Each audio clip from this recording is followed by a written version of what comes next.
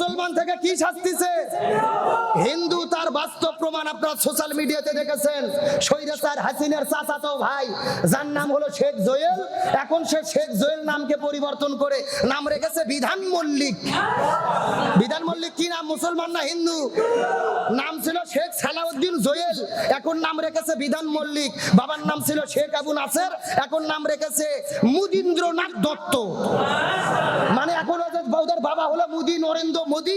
এখন সেই বাবার নামে আইডি কার্ড করে আধার কার্ড করেছে বাঁচার জন্য। আমরা স্বৈরাচারদেরকে বলতে চাই, সাধারণভাবে জীবনের বিপদের মধ্যে পড়ে তোমরা মুসলমান থেকে হিন্দুদের নামে আধার কার্ড তৈরি করেছো। মরে দেখো, মুসলমান পরিচয় কবরে দিতে পারবা না, ফেরেশতারা বাটাম নিয়ে রেডি আছে। আসলে ভাই আর পিছনে কারণ কি জানেন? ও আসলে ওরা মূলত ওদের বাপ দাদা পূর্বপুরুষ হলো হিন্দু। কথা কর না কে? ওরা বাংলাদেশে এসেছিল শুধু মুসলমান নাম ধরে, ভারতের এজেন্ট হইয়া, ভারতের দালাল হইয়া বাংলাদেশে ঢুকে রাষ্ট্র ক্ষমতায় গিয়ে এই বাংলাদেশকে তারা ভারতের অঙ্গরাজ্য করতে চেয়েছিল। এই জন্য গত 16 বছরে আমরা দেখেছি আমার দেশ মাথা উঁচু করে দাঁড়াতে পারেনি। ভারত বলেছে যা, হাসিনা করেছে তা, নরেন্দ্র মোদী যা, হাসিনা তা। এই জন্য কিছু কিছু নেতা বক্তব্য দিত ভারতের সঙ্গে আমাদের সম্পর্ক হলো স্বামী স্ত্রীর সম্পর্ক। কথা কর না গা? আর কোরআনের পাখি আল্লামা সাইদি বলেছিল এমন একটা সময় আসবে এই স্বৈরাচাররা পালানোর জন্য ইঁদুরের গর্তও খুঁজে পাবে না। আজকে আল্লামা সাইদির সঙ্গে বক্তব্য মিলে গেছে।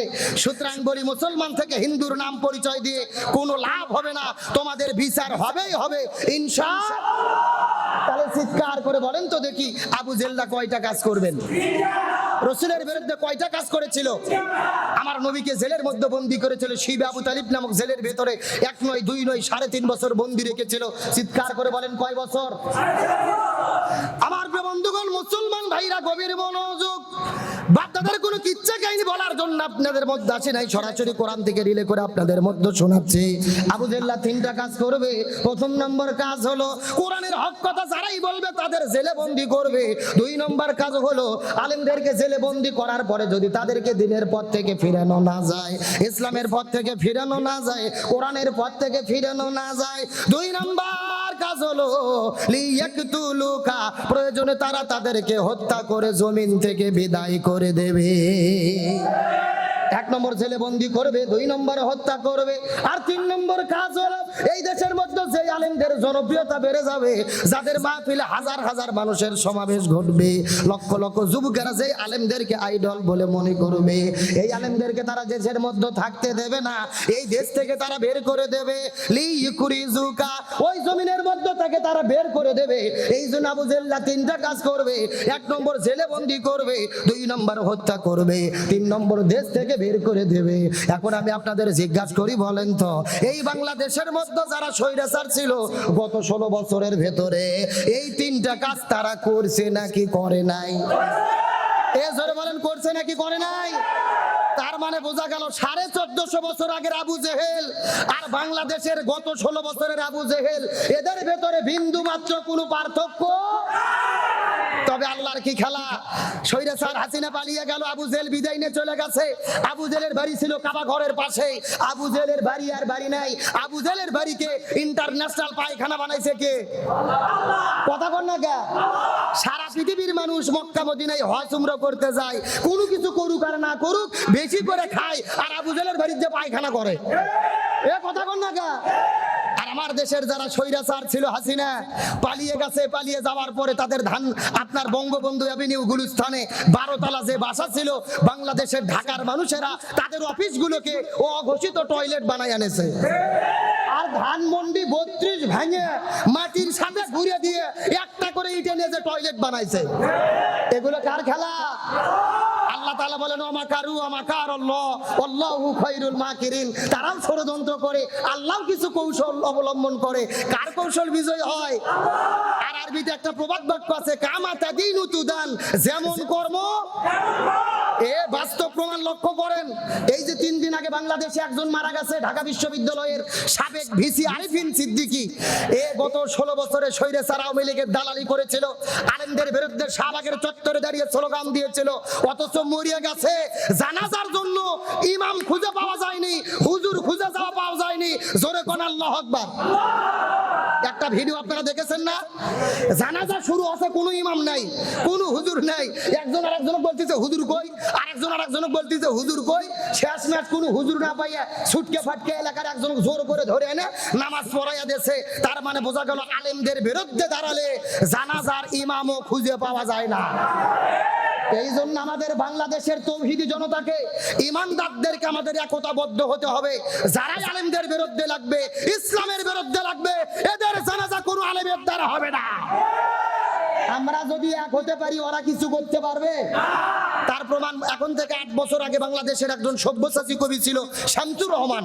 এই শয়তান বলছিল যে ফজরের যখন আজান দেয় মনে হয় নর্তকীটার খরিদ্দারকে ডাকতেছে। নাউজুবিল্লাহ বলবেন না? এই বাটপার মরে যাওয়ার পরে আমরা বাংলাদেশে, ঢাকাতে আমি তখন ছিলাম, ঢাকা শহরের সব হুজুর একদল হয়েছি, এর জানাজা কেউ পড়বা না। পুলিশ যেয়ে দেখে বড় মসজিদের ইমাম আগেই বলে চলে গেছে, কিন্তু মসজিদের মুয়াজ্জিন আছে, মুয়াজ্জিনকে জোর করে ধরে নিচ্ছে নামাজ পড়ানোর জন্য। মুয়াজ্জিন নামাজও পড়াইছে। নামাজ পড়ার পর আমরা জিজ্ঞেস করলাম, এই মুয়াজ্জিন তুমি নামাজ পড়াইলে কেন? মুয়াজ্জিন বলতেছে টেনশন করো না, পেশাব পায়খানা করে ওযু করিনি, দোয়াও করিনি, বিনে ওযুতে বিনে দোয়াতে মার দিছি। তার কারণ হলো ওস্তাদের মার। এ জোরে কোন ওস্তাদের মার। এই জন্য বলতে চাই, ওরা যখন আলেমদের বিরুদ্ধে প্রকাশ্যে কথা বলবে, আমরা তাদেরকে গোপনে মার দেব। কেরে ওরা মরে গেলে জানাজা কে পড়াবে? নেতা। এমন নেতার পেছনে ঘরে ছুঁড়ে ফাতে পড়বে দিলে 6 বার প্রসাব করবে। সুতরাং ওরা মরে গেলে ওরা মার দিচ্ছে প্রকাশ্যে, আমরা মার দেব গোপনে। ইসলাম বিদ্বেষীর জানাজা কোনো আলেমের দ্বারা হবে না। আর জোর করে যদি নিয়েও যাই নামাজ পড়ানোর জন্য, আল্লাহু আকবার বলে চুপ করে থাকবো, কোনো দোয়া পড়বো না, ফাটা বাটাম। এরা কথা কন না কে? সারা জীবন আলেমদের বিরুদ্ধে তোমরা দাঁড়িয়েছো, ইসলামের বিরুদ্ধে দাঁড়িয়েছো, আর তোমরা মরার পরে আমরা দোয়া পড়ে জান্নাতে ঢুকে দেব, ওই ধান্দা বাদ দাও। সুতরাং ইসলামের বিরুদ্ধে যারা দাঁড়াবে তাদের অপমানিত করবে কে? রাসূলের বিরুদ্ধে আবু জেহেল কয়টা ষড়যন্ত্র করলেন? আমি আপনাদের মধ্যে কিন্তু আলোচনা করতেছি বদরের কারণ কি। গভীর মনোযোগ।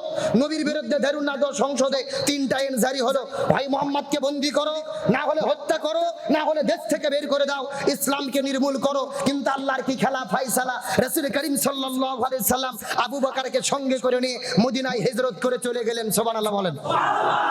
মদিনায় যাওয়ার পর আমার নবীজি মদিনার প্রেসিডেন্ট হলেন, মদিনার রাষ্ট্রপতি হলেন, কোরআন দিয়ে রাষ্ট্র পরিচালনা শুরু করলেন। আবু জেহেল চিন্তা করেছে, এখন যদি মদিনায় আমরা আক্রমণ না করি, ইসলাম যদি প্রসার হয়, আমাদের 12টা বাজবে, মক্কায় আক্রমণ হবে। এইদিকে তাদের মধ্যে মিথ্যে খবর রটিয়ে পড়লো। আবু সুফিয়ান বাণিজ্য করতে মদিনা হয়ে সিরিয়াতে গিয়েছিল, মদিনা হয়ে যখন ফিরছে তখন মুসলমানেরা আক্রমণ করেছে।